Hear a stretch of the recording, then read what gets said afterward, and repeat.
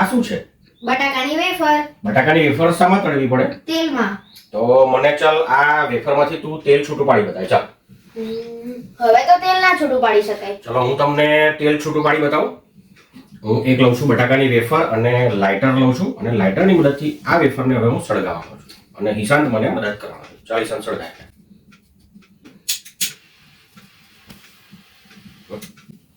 બટાકાની વેફર તમે જો ખાતા હો તો આ વિડીયો ખાસ જોજો અને સાવધાન થઈ જજો.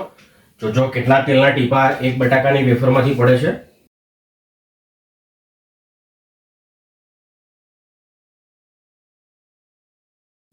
એક,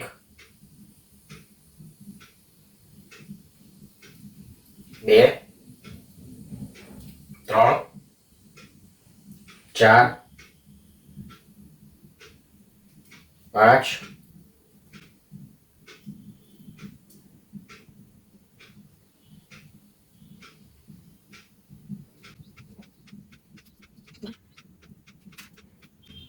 અને બાકીનું તેલ અહીંયા આગળ છે જુઓ. તો તમે જોઈ શકો છો એક બટાકાની જે ચિપ્સ છે, એક બટાકાની વેફર છે, એમાં આટલું બધું તેલ હોય છે. અને તમે જો ઘણી બધી વેફર ખાતા હો તો તમે સમજી શકો છો કે બટાકાની વેફર સાથે તમે કેટલું બધું તેલ ખાવ છો. તો તમે સાવધાન થઈ જજો.